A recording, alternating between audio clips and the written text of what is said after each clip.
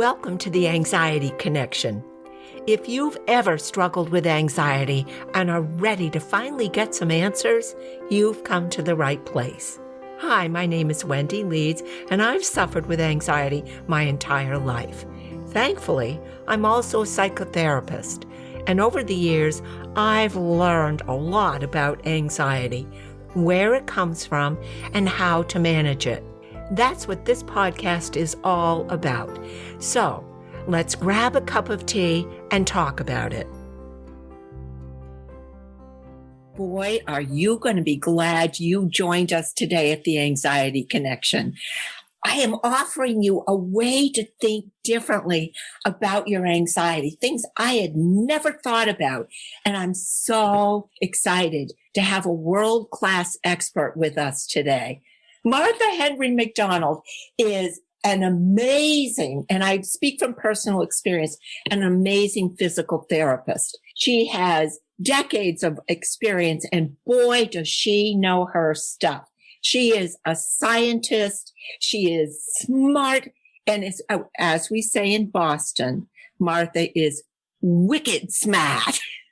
She is. And not only does she know the science of your body and the science of anxiety, which we're going to talk about, Martha also is an incredible healer. She knows how to heal your body. She is an esoteric healing practitioner. She's a teacher and a director for the International Network for Healing Energy. She is an international speaker and expert, and I cannot believe we are so lucky to have her with us today. She is also the co-owner of the School of Integrated Consciousness, which provides online and in-person classes for esoteric healing, meditation, science, consciousness, autonomic nervous system, and consciousness studies. I mean, Martha is your left brain and your right brain all wrapped up together. So, welcome, Martha. I'm so glad you're here today. Hi, Wendy. I'm so delighted to be with you today and to talk about this so important and fantastic topic. And we're ready to go. All right. Okay. First of all, tell me the story of how you found your life's work.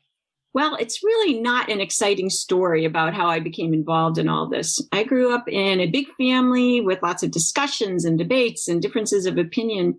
And I'm one of the younger ones, so I'd sit back and listen and absorb and question things within myself. And quite frankly, that was a time when a female voice was not really heard. So that actually was a great setup for inspiring curiosity and an inner drive. And that inner drive was pretty unconscious for a long time, but now I would call it being in the flow, which I want to come back to later when we talk about, how we're feeling within our emotional system. Yeah. I've been blessed in so many ways with my husband, my sister Mary, my mom, all making it possible for me to follow this flow, to follow my path. And 4 brothers who still think I'm a little crazy with the work that I do, but that also became a great motivating force. Yep, it has. And you're still standing. It's amazing. And I'm still standing, and I love them all dearly. And I've had brilliant and curious and creative mentors and colleagues that really set the tone for how we can look at life as an integrated whole. The body, the emotions, the mind, the spirit, life in general, consciousness. Yep. And they really instilled the joy of exploring the complex beings that we are in all our messiness and all our beauty and amazingness. And our anxiety. It's all one. It's all wrapped up into this amazing being that we all are. Yes. And I, for some reason, have a passion for bringing the science to the mysteries of life. And science is really starting to catch up with what we intuitively know, particularly quantum physics. And as that field has grown, it's really helped to bring more awareness to different aspects of our physical, emotional, mental being, anxiety, and to our subtle energies and healing. It's so true, because I know as we study the brain, we see how affirmations and visualizations actually rewire the brain. Things we knew intuitively, now we know, hey. And the body listens. So what we tell our body is so important. It's listening to every word we say and responding. So if you say, gee, I'm anxious, what does the body hear? Gee, I'm anxious. So you say it a different way, or you use a different term. Yes. Instead of anxious, I like the word excited or Yes. interested. Yes. Well, it's so interesting because we vilify stress and anxiety all the time, but there is a thing called eustress. EUSTRESS. That's good stress. It's like this little bit of stress and excitement I feel talking with you, Wendy. You get anticipation, or you're excited about some new project or some new venture, or just having some joy in your life. It's a release of the same hormones we'll talk about later, but it's actually a good stress and brings growth to the body. So stress isn't always the enemy. Correct. And we always think of it as the enemy. I am going to learn today. That is really eustress. EU? EU, yes. Look it up. Cool. Very cool. Yep. Makes you feel better about stress in life. It really, not all what we tell ourselves, the body hears. Yes, so when you say stress is okay, maybe the body feels like it can relax a little bit. Yes. Very cool. Okay. So was there a defining moment in this? Was there a process? It was gradual, and just I've always been curious, so always taking courses, learning more, reading. And then I've had the most awesome patients and clients over the years that, I'll say, well, I've learned something new. And they're like, oh, try it on me. And I'm like, well, some of it's a little weird. And they're like, that's okay. And so they gave me permission as well to delve into the practice of so many of these things for so many years. And there's so many things we want to talk about. Do you want to talk about anxiety in your own life? Are you anxious? Well, I want to back up for a moment, if that's okay, to talk about so much that I've learned has actually been through my patients. And whether I've seen them in acute care, in a burn unit, in neuro, in their homes, or as a private practitioner, it's so humbling to be in that sacred space with someone who's suffering, or they're in pain, or they're afraid, or they're anxious, or maybe they're going through the deathing process. So it provides an opportunity to really challenge yourself to be present in the most authentic way in the moment, the best that you can. And of course, that can be really hard sometimes. We all face that. And, such a privilege to be with people in those moments and to witness their self-healing abilities. Our bodies are so precious, and they're so strong, and they're so fragile all at the same time. And of course, for some, healing actually is the deathing process. Hard to hear. We don't talk much about that. We don't talk, but it's the reality. And in our culture, it's a difficult topic. But there's so much untapped and mostly unknown and unexplored potential within each of us. And to be a part of that exploration is truly a privilege. And I just want to mention this flow state too. So, that feeling of being in the zone, for me, it feels like an impulse to do something. And that can only come about when we can move into inner quiet. When our bodies and emotions or mind are really busy, or we're feeling anxious or stressed, it's really hard to access that. Yeah. And I have, a friend who's an artist, and she will pause and meditate before she picks up her paintbrush, and a writer who always meditates before she sits down to write. And if you picture, I think of the Olympics, and you see the divers at the end of the diving board. And here, they're diving for their life here for gold. Yes. And they pause and they breathe, and they come to such inner stillness, and they become into that zone, into that flow state. So the more we can understand that process within ourselves and how to access it, the better. But that's hard for anxious people. Absolutely. I'm not a great meditator. My brain goes, all right, I'm going to be still and quiet. I think I forgot to buy milk. Squirrel. I'm gone. Right. And that's why they call it the practice of meditation. Because it takes a lot of practice. Okay. I'm with you. Yeah. So you asked about the impact of anxiety in my personal life. Yes. Yes. And, being human, we all go through periods of anxiety and stress and overwhelm. And the way our autonomic nervous system is wired plays a significant role in that experience. And it can be genetic, can be transgenerational. We'll see it passed down through families. Well, could you talk a little bit about what the autonomic system is? Sure. So that's part of our nervous system. So, and I think a better word for it would be automatic. Generally, it's, I like that.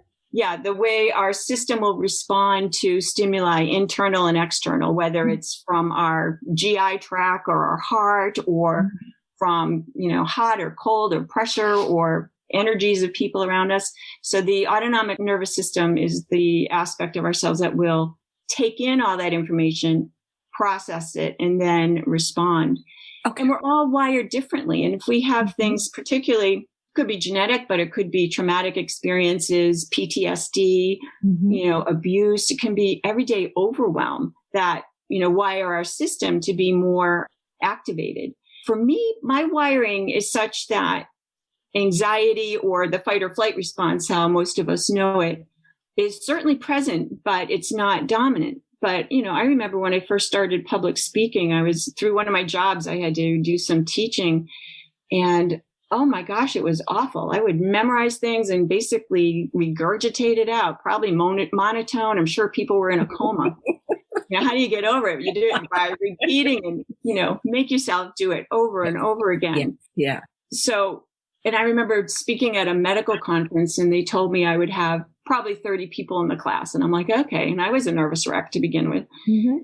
It was a big deal. And I got there and it said my room had been changed to ballrooms A and B with 350 people. I had a total autonomic nervous system. Okay. I'm anxious. Heart palpitations, thought I was going to throw up, sweating, and so, yeah, it happens. Well, this is really interesting to me. In order to face your fear, you prepared. You were prepared. And I think any kind of anxiety you can prepare for makes a difference. So you were prepared. What got you up and speaking in that conference? How did you find your courage? Adrenaline, I think. Okay. Yeah, I would have been mortified if I passed out and couldn't do it. So, so fear, the fear of passing out was bigger than the fear of, we've got anxiety all sewed up here. Exactly. And, and the truth, there's so many things happen in life we can't prepare for, right? But That's if we, true. We'll get on to things a little later that we can do to, whether we can prepare for it or, something comes up, things that we can do in the moment, to help us. Yeah. To help us out. Yeah. But personally, I deal with it through meditation. I've been a meditator for over 25 years. I teach meditation, breathing exercises. We'll go over a couple later if we have time. Exercise is really helpful because you release the hormones that are flowing through your system. Yep. But for some that can become an addiction, overuse of it. Martha's looking at me and laughing because I was thinking about myself in the past. We are two of a kind. Exactly. To take a day off running was awful. Right. Okay. So, repetition, making yourself do scary things. They're scary, but they're safe, Yep. And that builds the muscle of courage. You do the little things over and over. It's like building your bicep. Right. It doesn't happen overnight. Right. Yeah. Exactly. Okay, so I think we were going to talk about the ways that we see or I see anxiety expressed in the life. Yeah. And I'm sure, I'm going to list a few things and I'm sure everybody can add to the list, right? You get us started. We're with you. Yep. And Wendy, I know you can, you have so much experience with your clients and so forth. Yes. But I think it's really important to remember that these are all adaptive responses. It's our system trying to protect us. So we don't want to be judgmental with ourselves. No. Oh, no. You are everybody does the best they can. And we love you for who you are. You're perfect. Right.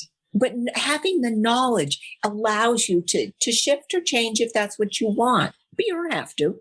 Yeah, exactly. Right. And in that our nervous system responses are a built-in safety mechanism. I mean, it's protected us over the eons, but it doesn't always serve, right? Exactly.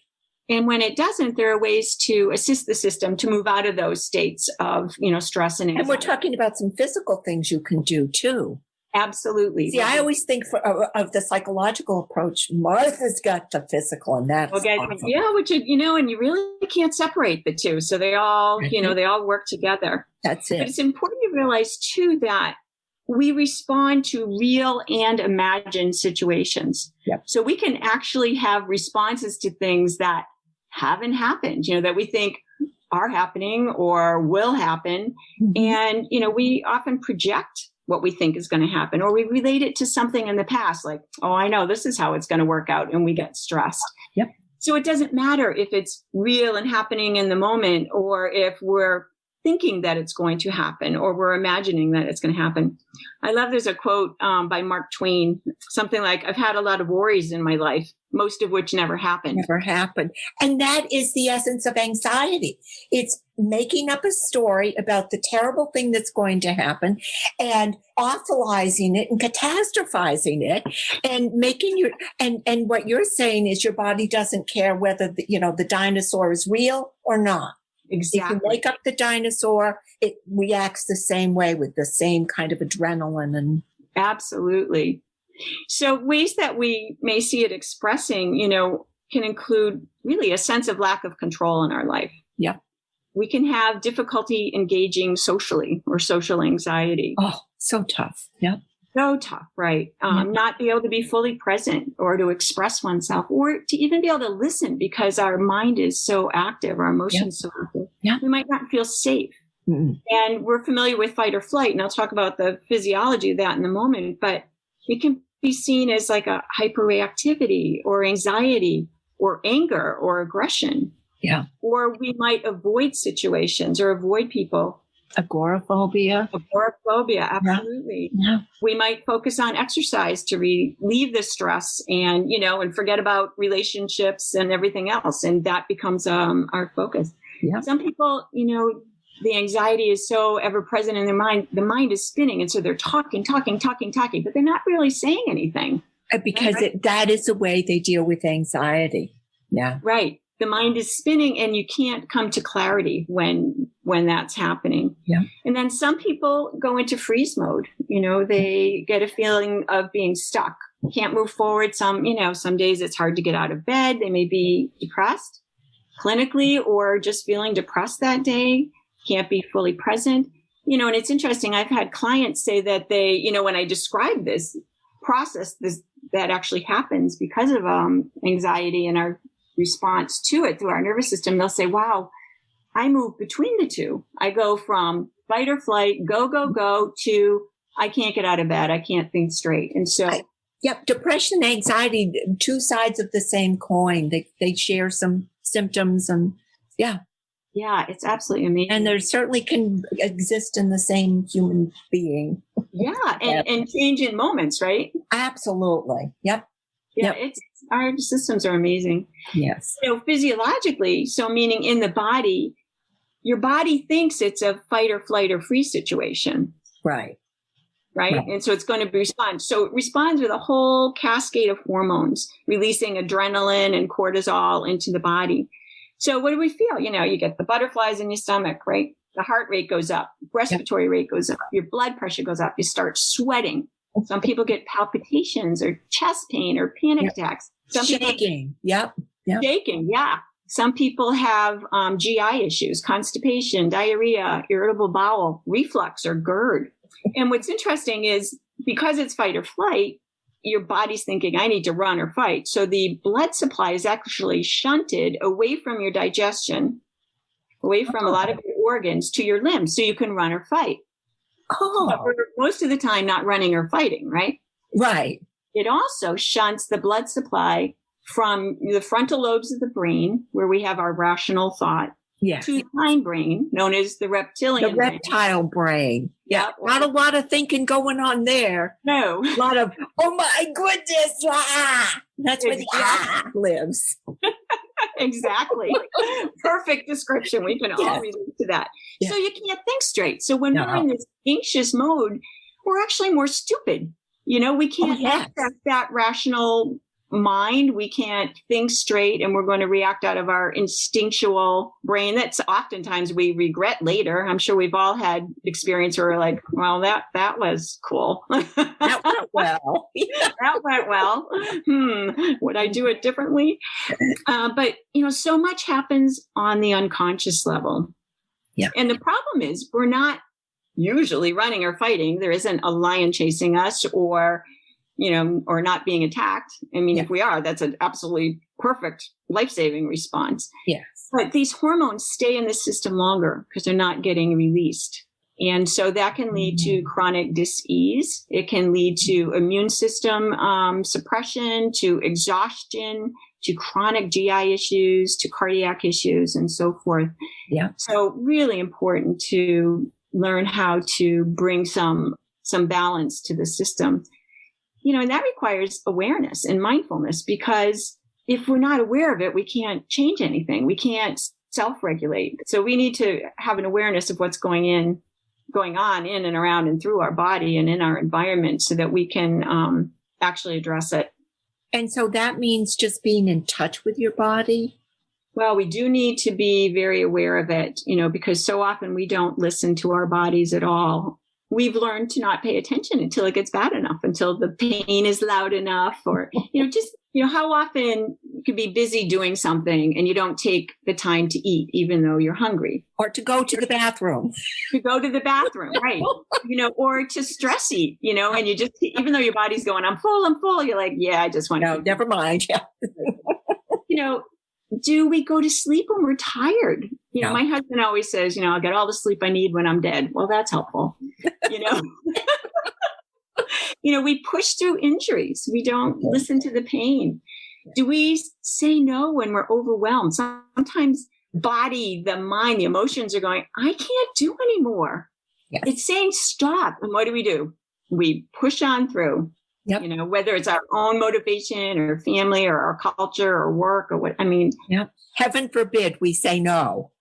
Exactly. Yeah. But try it. It's really liberating. Yeah. Really, it took me a long time to be able to start to say no. And then it was like, boy, did that feel good after I felt bad first. But it also, a little guilt, a little shame. And then it was like, oh my gosh, this is great. I'm going to do it more often. Yes.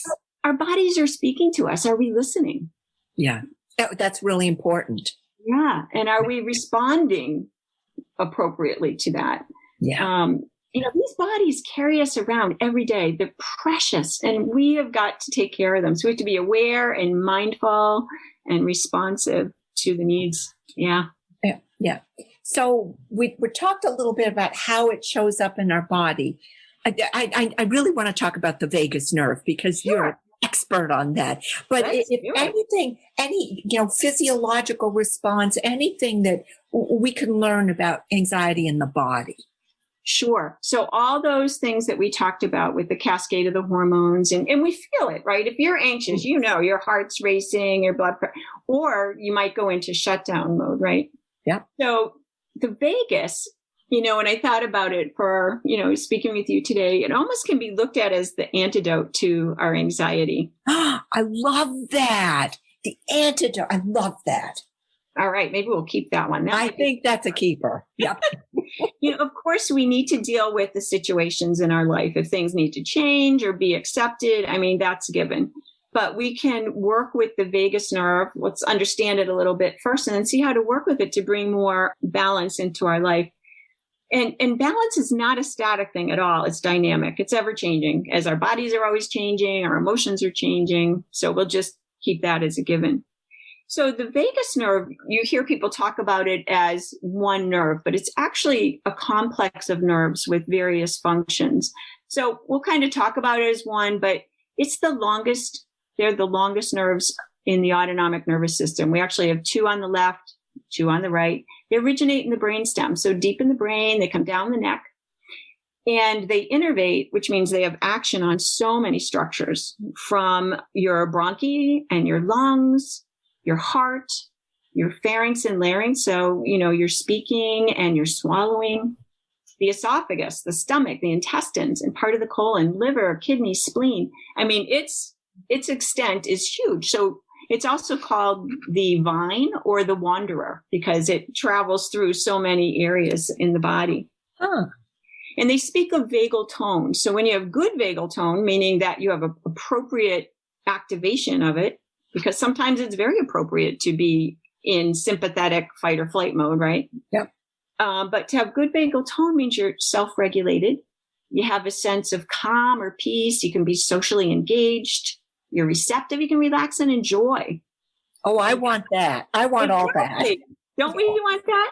And then we can deal more easily with all the different circumstances in life, all our responsibilities, all the stressors, work, our kids, family, whatever. Okay. And so it's almost, instead of being at war with the body, which sometimes it feels like when anxiety kicks in, you kind of become at one with it. And you can be present for the situations and, respond in a, more self-regulated, balanced way, I guess would be a way to put it. Okay. So when the vagus is activated, it will decrease the heart rate. It normalizes the blood pressure. And normal is relative term here.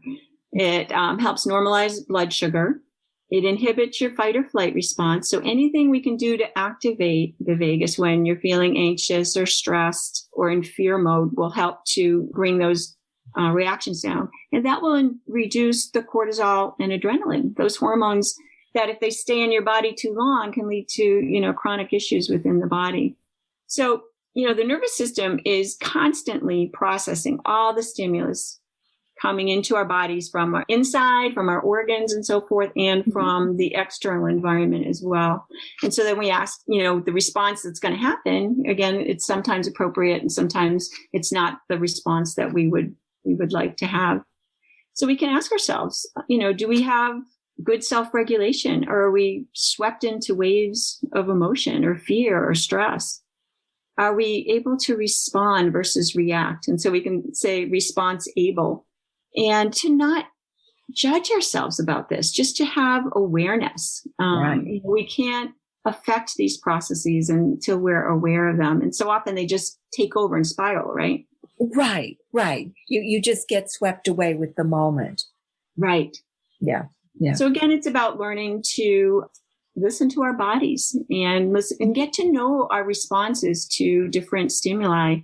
And then, like you said, we can practice and be prepared and pull in different tools to help us bring more self-regulation, or I'd call it alignment within our system. Just like meditation practice, it's about doing it until it feels natural. Yeah. Right, So exactly. I want my vagus nerve to be in good tone. Okay, so how do we do it? The first and easiest thing is the breath, because we always have it with us. And that's why so many meditation practices also start with focusing on the breath. Exactly.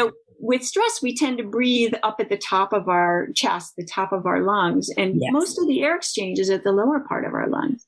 So let's try a few things together. Yes. Just put your hands like over your collarbones in front.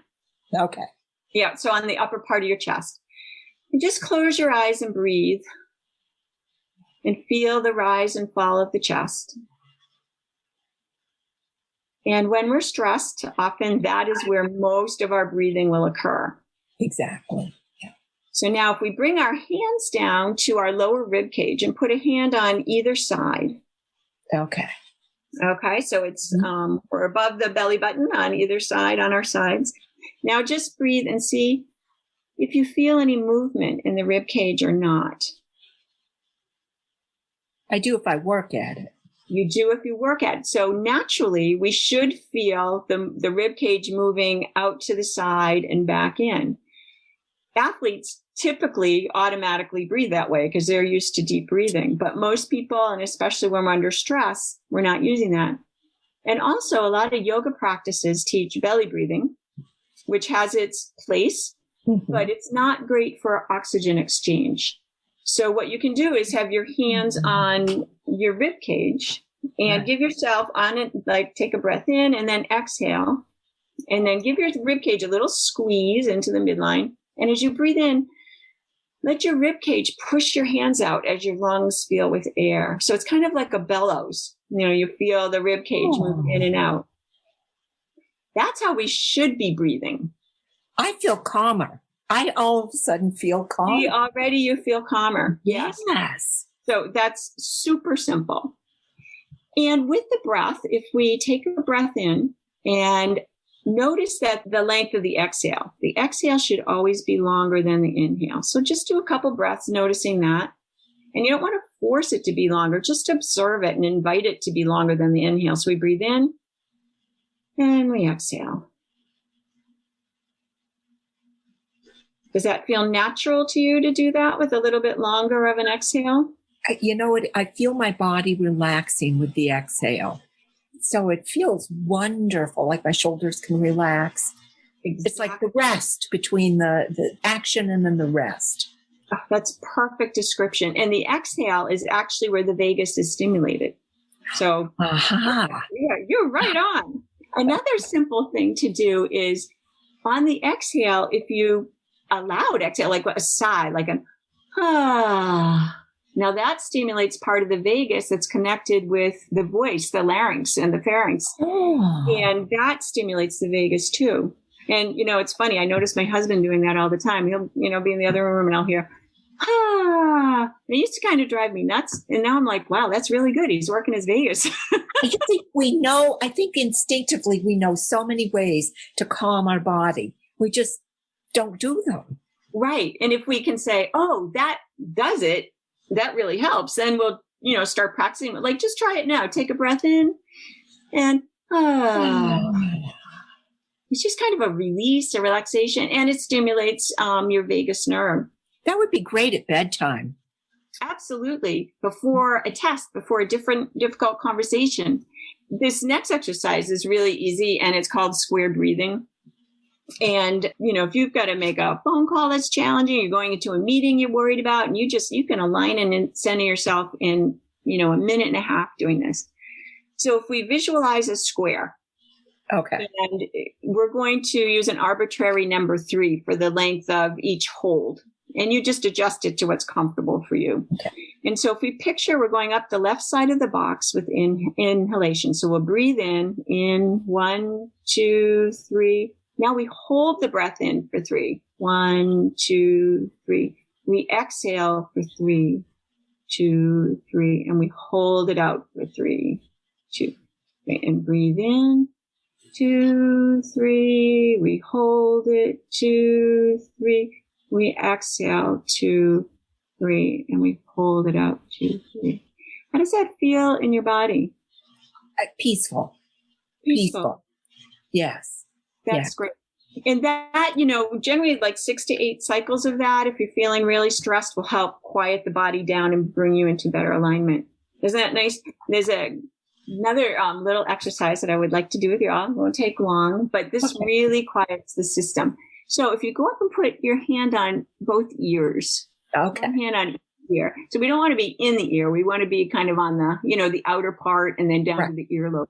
Okay. There's lots of acupuncture points and reflexology points on here. So we're just going to spend like 20 seconds just massaging the ear and feeling it just so it's gentle, it's relaxing, always a soft, nurturing touch. And just massage along the whole length of the ear. And then we're going to bring our hands and cup them over our eyes. So there's no pressure on the eyes. We're just going to close the eyes, cup our hands over the eyes, and just relax and breathe. Your shoulders drop, your belly relax. Just settle and breathe. Then I'm going to have you bring your hands down. You're going to cradle your face like along your jaw. Just like you're resting your head in your hands. And feel the touch, very soft, gentle, nurturing touch. This also activates the vagus. But just feel that soft touch. And then if you'd like, you can add a hum to it. Like, and you can feel the vibration through the bones into your hands. Do you feel that? Yes. That also activates this vagal system. And then just bring your hands over your heart. And just breathe, relax. You might like to have your eyes closed. Feel the gentle touch. You might want to say, I am here for you. I am here for you. And then you can bring your hands over your solar plexus, which is right below your rib cage in front. And same thing, gentle touch, nurturing. I am here for you. How does your system feel? Totally at peace. Yeah, and I can see Wendy, and she looks very relaxed. Very well, and you do too, Martha. I was thinking this would be brilliant at bedtime. Oh my word! If you suffer from insomnia, and before any difficult conversation or challenge, but wow. Yes, it's so easy, and I'd spend a little more time with it, but I didn't want to, take that time up here. A couple other things that are really you can work into your life is meditation, and we'll have in the show notes my teaching partner and I, Steve Kramer. We have a whole series of free downloadable meditations. If you've never meditated, he's got a 14-week beginner to working through all the different stages. It's wonderful. But meditation is really great for the vagus. And you will go through, every person meditating will go through those days where, oh my gosh, the mind is going, you're making a shopping list. It's okay. It's practice. Just keep going back to it. Start with a few minutes, even just a breathing break during the day. Singing, believe it or not, a melody. We're not talking heavy metal, but just a nice little tune stimulates the vagus and relaxation. Oh. Light stroking of the face is very calming. Okay. We do that with babies all the time. We stroke their back, we stroke their face, and it calms them. Well, we stroke our faces. If you watch people who are under stress, they stroke their face. Yeah, that's right. Yeah.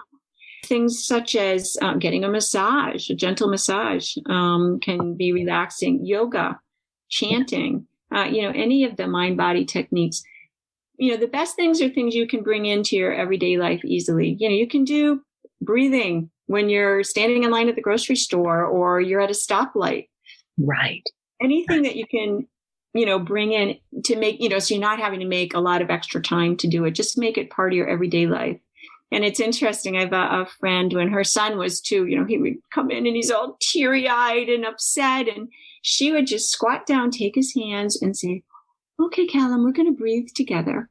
And she would breathe and he would copy her and you could see his whole system just calm right down. So if we can start teaching children this stuff and then they learn self-regulation early on, I mean, what a gift to the rest of their life, right? Imagine sharing this with your anxious daughter or son or your anxious parents. Yes.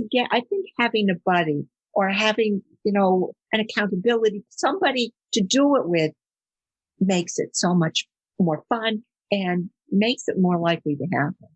Absolutely. Yeah. Yeah. And it's pretty easy, right? All of it's pretty easy. I did not suffer a moment. We would have had to cancel this podcast. I actually feel very much at peace.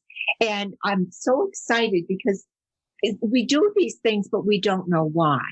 Yes. But when you add the science, when you say, here's why it works, we can actually see it working. I think people are a lot more likely to trust and to invest. Yes. And, and our teenagers today are more stressed than ever before. And, I have several of my clients, I'd get an email, they're in college or something, I can't sleep or whatever. And just talking them through some of these simple practices like, oh my gosh, I can go to sleep now, or bring yourself into alignment before you sit down for an exam.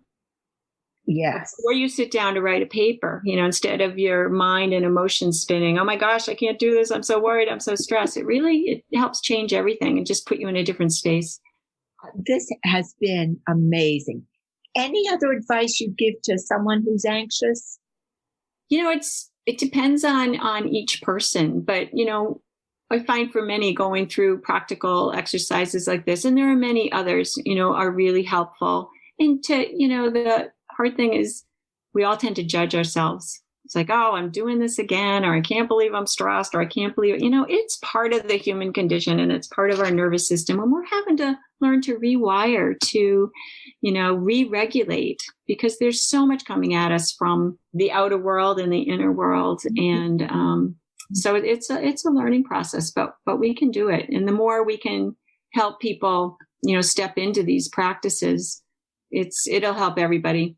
And I assume the more you do them, the calmer your life becomes. Yes. So if you can do them twice a day, even better. You can't overdo these things. You can't overdo them, and you're breathing all the time, right? If not, you're in deep trouble. That's a different podcast entirely. Right. So bring your consciousness to the breath. That's simple. And am I breathing and filling my lower lungs? That's simple. I mean, you're doing it. So powerful. Yeah. So powerful. This has been amazing, Martha. I would love if you could just take a moment and share with everybody how they can get in touch with you and a little bit about your work. And of course, all of this is going to be in the show notes. So if you miss it, you're okay. Anything you can share. So as I mentioned, we have a whole meditation series on livingawarenessmeditation.net, which Wendy will put up. The School of Integrated Consciousness, the website for that will be there. And actually, I've done a couple of online presentations on the autonomic nervous system, and we go into the science of this much more in depth. It's a several-hour presentation and practice for people. So we'll be doing that again in the spring because the demand is just huge. Everybody's stressed, and today even more so. So we offer different courses through that, and I think that's probably the main things. The email contact for the school will be in the notes as well. Yes. Well, Martha, this has been amazing. I feel so much smarter. You're wicked smart. This has been a joy. I hope you'll come back. We have so much more we could talk about. I feel like if you joined us today, you are smarter too. I want to thank everyone for joining us on the Anxiety Connection. And until we're together again, I wish you peace, joy, and love. Thanks so much for being here with us today at the Anxiety Connection. If you'd like to be a part of the Anxiety Connection, we would so love to have you join us. Just subscribe and you're in. It's that easy. Now, if you found today's message helpful in any way, I would be so honored if you'd leave us a review. And if you haven't heard, my new book has been published. It's called Calm and Sense, A Woman's Guide to Living Anxiety-Free. And it's full of tools and techniques you can use to help ease your anxiety, soothe your panic, and create a calm, centered peace in your heart and in your life. If you'd like to learn more about how this book can help you, or grab a copy for yourself, you'll find a link to the book in the show notes or on my website, wendyleeds.com. And if you know someone in your life who's struggling with anxiety, why not pick up a copy for them too? What a thoughtful gift for someone who might be going through a tough time. Thanks again for being here, and I look forward to being together with you real soon.